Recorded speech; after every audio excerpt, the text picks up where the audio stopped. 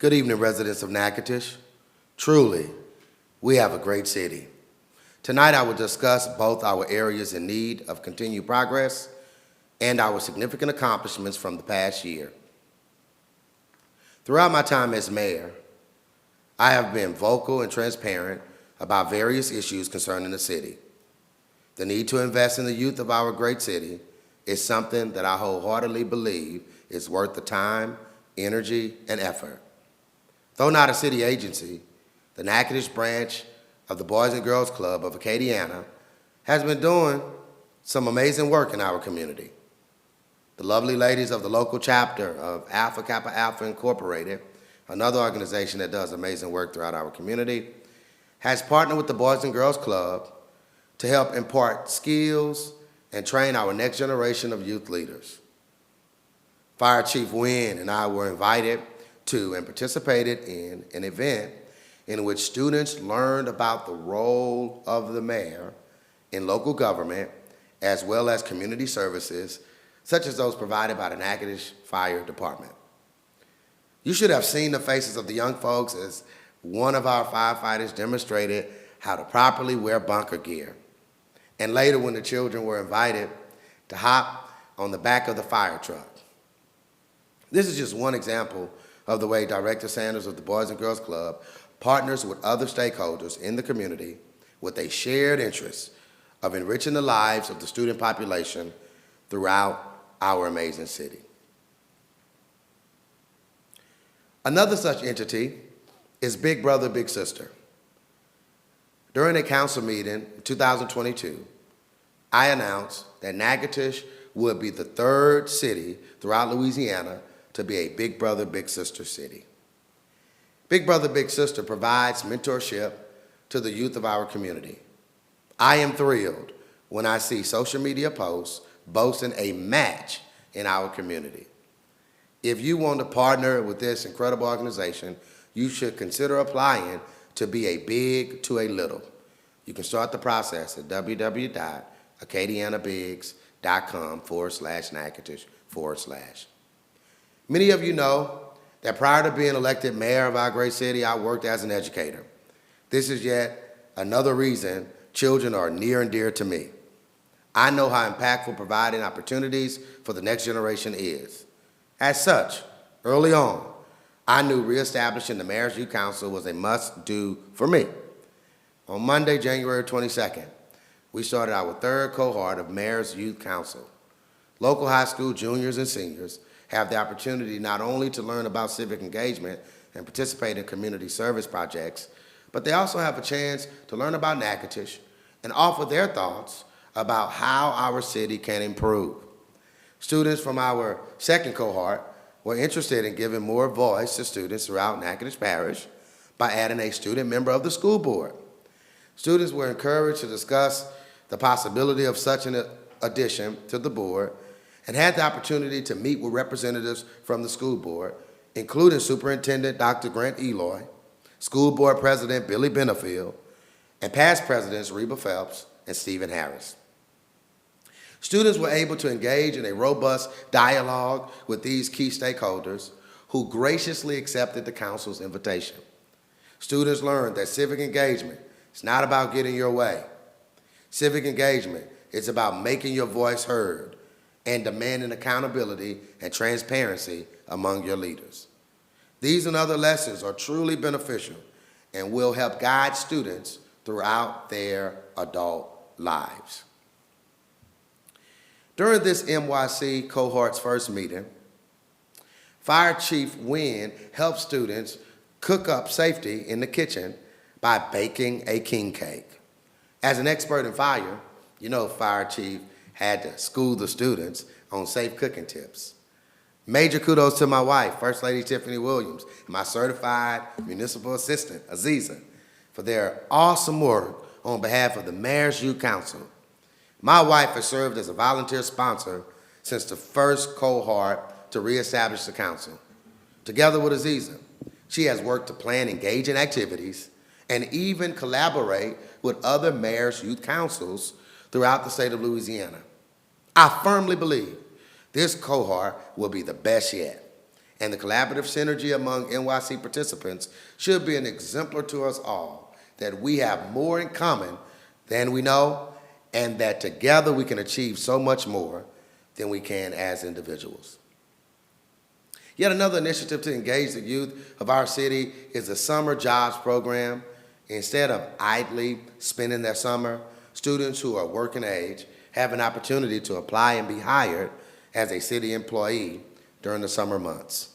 Not only does this provide our youth with income during the summer months, but it also helps students begin to build their resume. It gives them vital work experience to include responsibility and commitment. As mayor, I assure you that my administration will never stop seeking out ways to engage our youth. We will never stop thinking of things that we can do to enhance their quality of life and providing positive outlets that spark their interest. And as students attain their high school diplomas, it is my sincere hope that they consider going on to earn a degree from my alma mater, the Northwestern State University. I'm proud of the work we've put in to make Natchitoches better for our youth. I am equally proud of my administration's tireless work to give you a more transparent government than you've ever had. It is not in my nature to tell people things that are not true. I don't indulge in any practice of misleading people. I shoot it to you straight. I deal only with the facts. This is perhaps best seen during my first days in office. In 2020, when the mayor's office was prematurely and abruptly vacated by my predecessor, I stepped right in to lead this city during literally its darkest hour. 3 days before my scheduled inauguration and just 2 days before Hurricane Laura made landfall in Natchitoches, my predecessor decided it best to vacate the office of mayor.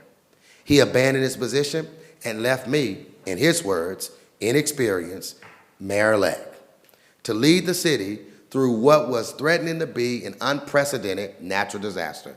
At that point, I hadn't even met the department heads, and I only knew the names of a few City Hall employees. As a candidate, I promised I would roll up my sleeves and get to work. As a new mayor, I did just that.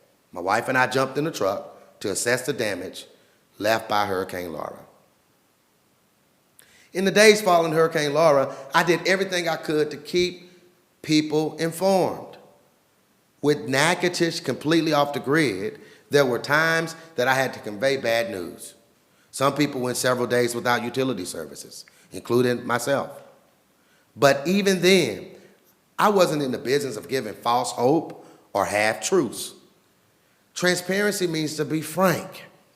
It means to be free from deceit. At no point as mayor have I told you something that was not the truth. Under no circumstances will I ever mislead you.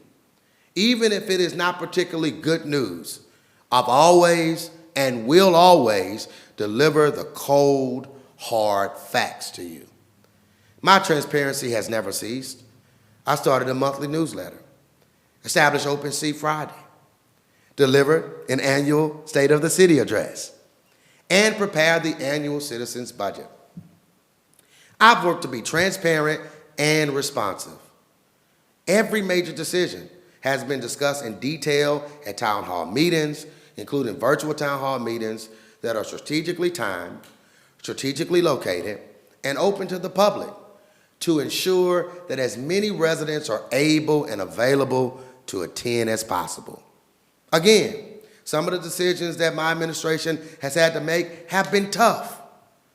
Leadership requires making difficult decisions.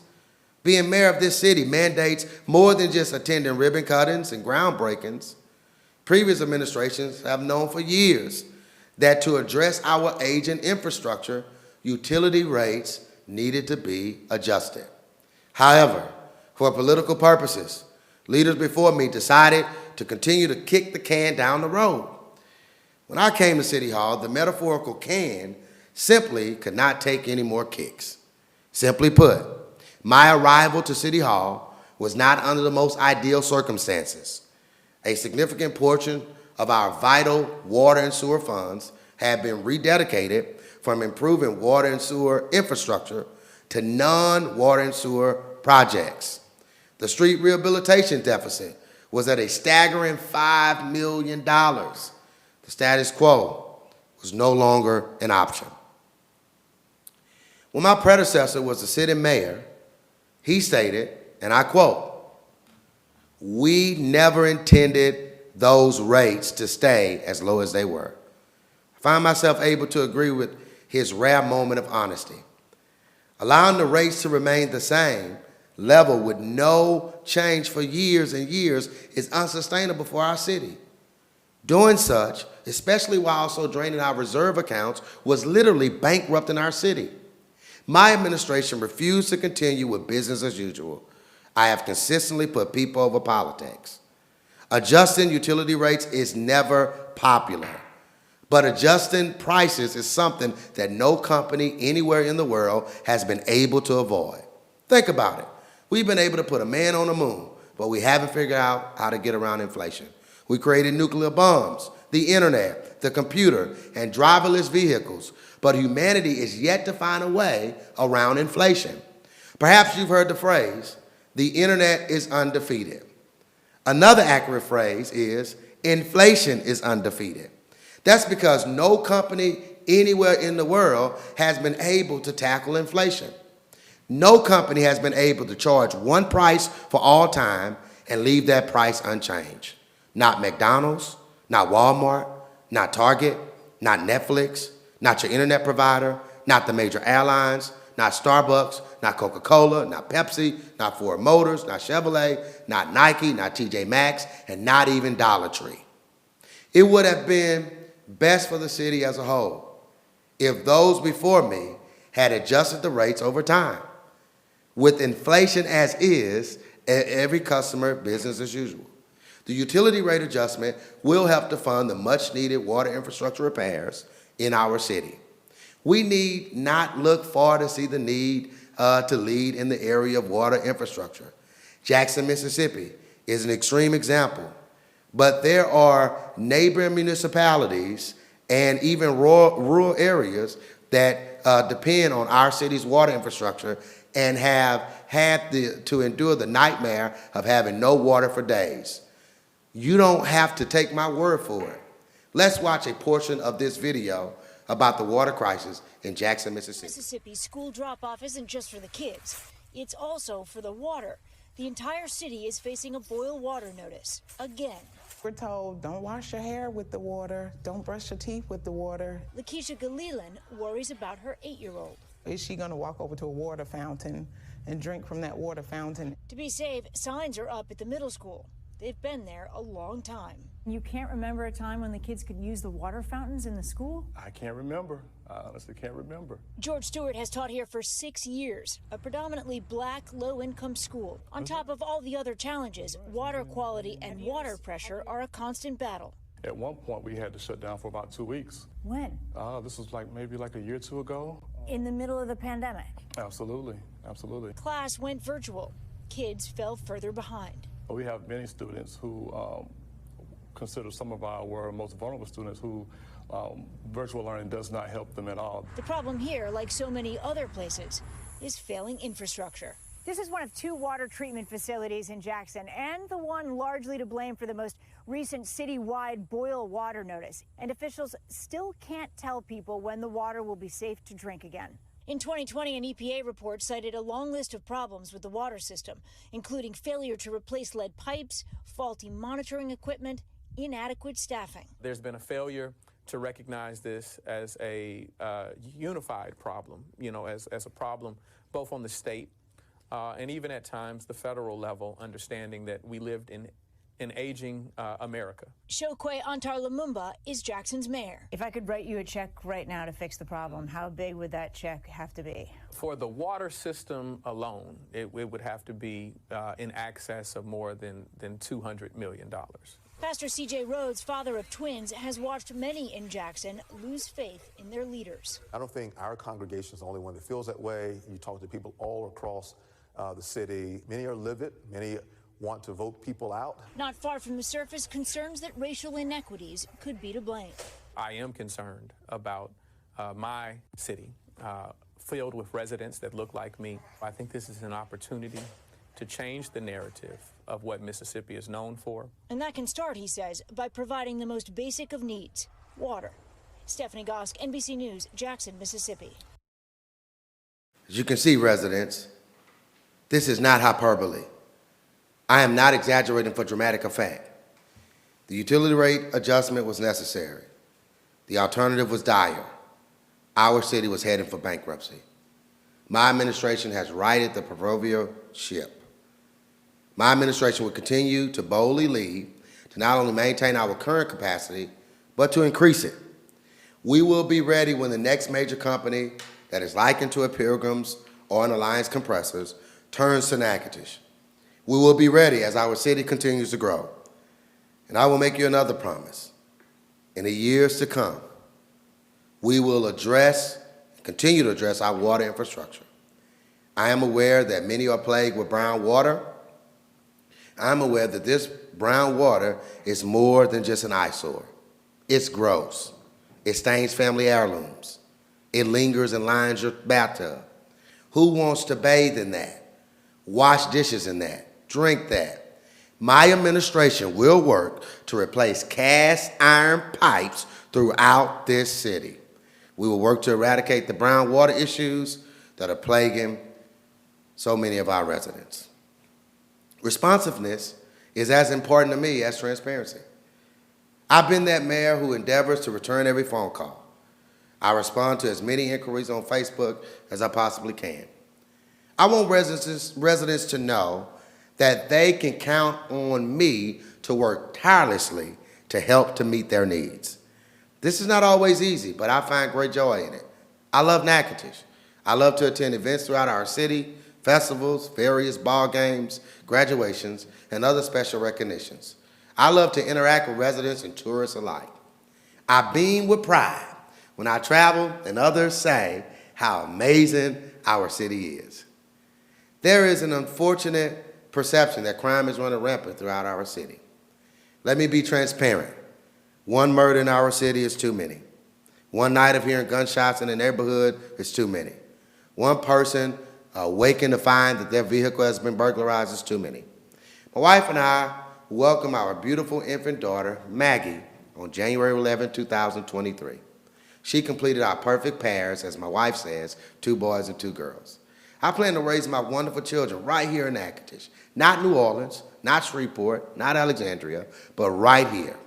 These other cities all have crime stats that are far more concerning than ours. There are key categories of crime in our city that are, in fact, declining.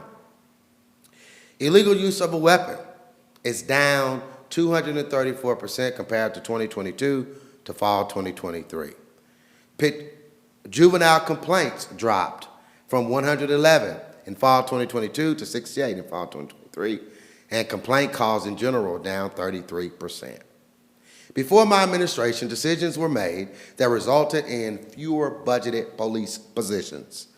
This led to an understaffed department that experienced turnover at an alarming rate. In the past, and on most occasions, when a raise was given, it was funded by taking a police officer position away. Due to this practice, we went from nearly 90 budgeted officer positions to the low 70s of today. Now, under my administration, we have funding to fully staff our police department. When I took office, we needed to fill about 13 vacant positions. Now we have closed that gap to 5. On a daily basis, we expect the fine men and women of the Natchitoches Police Department to protect and serve us. We expect them to run into danger on our behalf. I also thank the amazing people who work to keep residents, myself and my family included, safe. This is not politics for me. With or without an audience, I go out of my way to personally greet and show my appreciation for members of NPD. They need to know that they are respected and appreciated. My administration has not only worked to fully staff the department, but also secured funding to increase the pay of city employees to include a much-needed, well-deserved, long overdue raise for police and firefighters. Our work is far from over. Crime and violence are on the rise nationwide, even worldwide. This is a wicked problem that requires a multifaceted approach. We need to fully staff our police department and retain our officers. We need to continue to engage in community policing. We need to continue to find safe, wholesome outlets for our city's youth so that they are mentored and steered away from bad influences. We need to continue to solve crimes and show would-be offenders that there are consequences for bad actors. I want to take a minute to applaud the city's detectives, whose work often goes unnoticed. It's probably the most thankless of thankless jobs. Our detectives, who are often criticized for not solving murders, have solved 6 of the last 8 murders that occurred in our city. This should send a strong message to anyone looking to do harm to residents of this city that we will find you and bring you to justice. My administration has made major investments in mentoring and engaging our youth, as well as training and state-of-the-art equipment for our officers, from new vehicles and a refreshed look for MPD vehicles, to summer uniforms that wick moisture, to cameras throughout the city that monitor and have led to actual evidence for arrest, to the Crime Stoppers program that began under my administration that literally pays residents to work with law enforcement to make our city safer. As long as I am your mayor, I will continue to put the safety of this community first. Years ago, my administration put into motion a grant-winning strategy. We understood that we needed to invest in grant writers if we wanted to secure the highly competitive grants that are available. As I think back over the State of the City addresses that I have had the pleasure to give, I am taken aback by the way the grant win number has grown. We've been successful beyond my wildest dreams. In just over 3 years, my administration has won $40 million in grants for you. Let me pause so that you can cheer about those grant dollars. And contrary to what some have said, these grants don't just fall into our lap. Let me be fully transparent. These are grants that are more competitive than others. Grants that ensure our airport is safe and compliant are easier to obtain than others. We've won about $5 million in airport grants. But that's only 1/8 of the total grant wins. Residents, the grant wins of my administration are unprecedented. They are the direct result of a team of very hardworking individuals and my administration's vision for pursuing outside funding to ensure our city remains a great place to live, work, and visit. These grant victories help to fund a wide range of projects that include, but are not limited to, sidewalk installation, water treatment construction, a Safe Streets Action Plan, and a new fire station on University Parkway. Projects that would have needed line items in the city's budget are instead being funded by grants. Finding black mold at the MLK Recreation Center was a tough day for our city and significantly impacted our youth and our Parks and Recreation Department. Fortunately, our HVAC grant win meant we could eradicate the mold problem at MLK Rec for a nominal cost to the city. This project is nearly at its conclusion, and once complete, the MLK Rec Center will be fully open. We anticipate this completion to come sometime in the month of February. Another project that's mostly funded by grant dollars and is in progress is the Kaiser Lift Station project. The city received a $480,000 Delta Regional Authority grant that is allowing us to make needed upgrades to this vital infrastructure. Federal grant dollars have funded the recently approved Safe Streets Action Plan and the plan to redevelop the Ben D. Johnson Baseball Park. Perhaps the most consequential of these projects that have started is the project to increase the city's water capacity by 2.5 million gallons per day. The water treatment plant project is long overdue. My administration worked really hard to secure highly competitive water sector grant dollars, which saves Natchitoches taxpayers $5 million on a nearly $17 million project. Plan 4 has been fully designed and is slated to go out for bids for construction later on this month. This badly needed infrastructure improvement will ensure that we will be able to reliably provide water for residents, students, and visitors alike for many years to come. It will certainly help us to weather winter freezes much better than we were able to at this current time.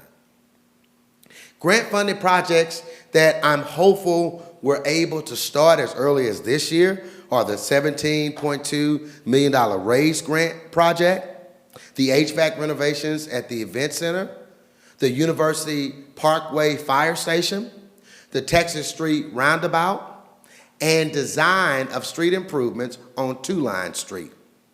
We will continue to update the public about the status of these initiatives. I mentioned yesterday that I have some good news to share that I've been sitting on for nearly a month now. No, it's not a new restaurant or a new basketball facility. Sorry, Mr. Shields. The city has secured yet another major grant win, this time in the area of drainage.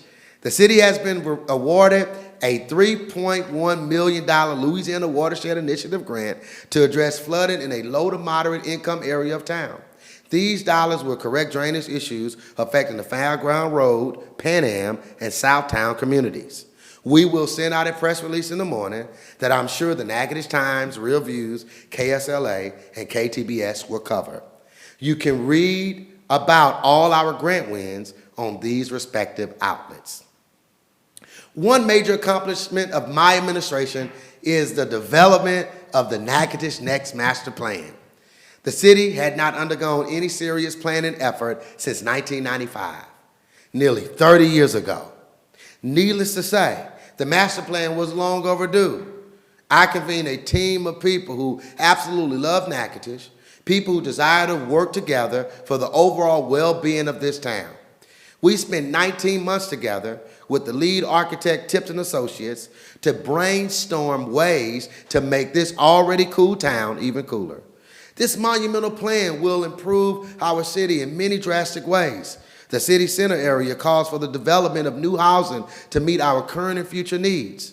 The University Edge near Northwestern State University will be an inviting and attractive area for university students and natives. With the I-49 district, we will continue the strong economic growth already evident in this area. Pay attention to the next couple city council agendas as the Natchitoches Next Master Plan will be presented to the city council for adoption in the very near future.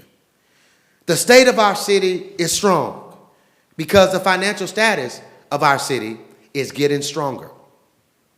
The public will learn very soon that the city just scored well on its most recent audit.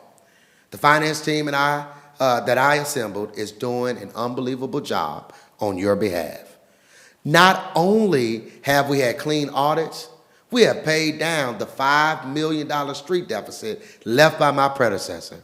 In less than 2 years, with Clarissa Brown-Smith as finance director, that street deficit has been cut in half to $2.5 million.